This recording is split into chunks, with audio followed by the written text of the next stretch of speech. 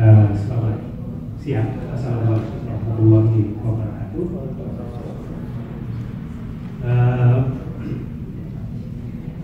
Hari ini kita mengadakan seminar tentang keadilan sosial dan ketersediaan lapangan kerja di Indonesia.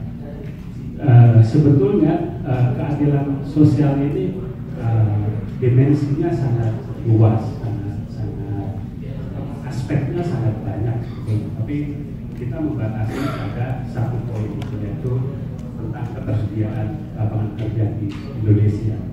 Nah, tadi Pak Menteri sebetulnya sudah banyak sekali memberikan penjelasan apa yang kita capai hingga sekarang. Misalnya dari aspek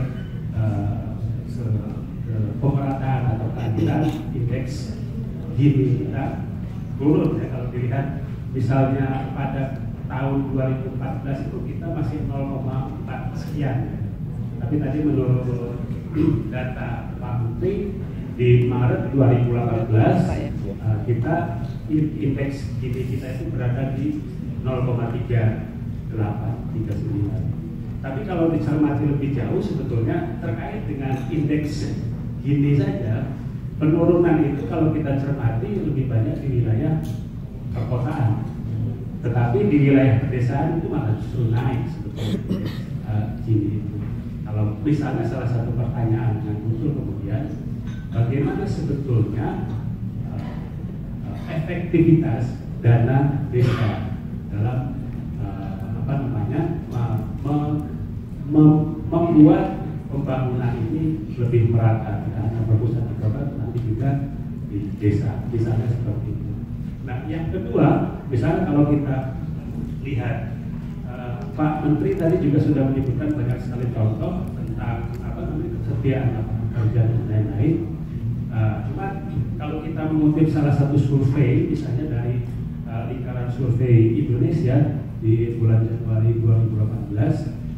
Hasil yang menarik yang didapat dari survei itu misalnya yang pertama, masih terdapat 54 responden yang menyatakan bahwa lapangan pekerjaan itu sulit.